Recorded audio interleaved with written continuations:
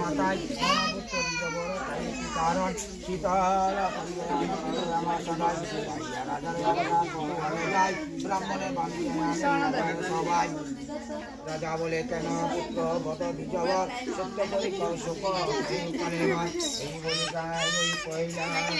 কোতোয়ালি বা কোতোয়ালি বলি রাজা হইয়ে পাওছে কোতোয়ালে গাইয়া রাখে অস্ত পদে বন্ধন করিয়া কাঁদিতে কাঁদিতে রাজা হইল কাতর অচেতন হইলে পরে ভূমির উপর রাজার অচেতন দেখি দুটির পূজাগণ এক মনে করে দিল শরীর স্থাপন রামে শনিচর সূর্যের নন্দন মোচনা কর প্রভু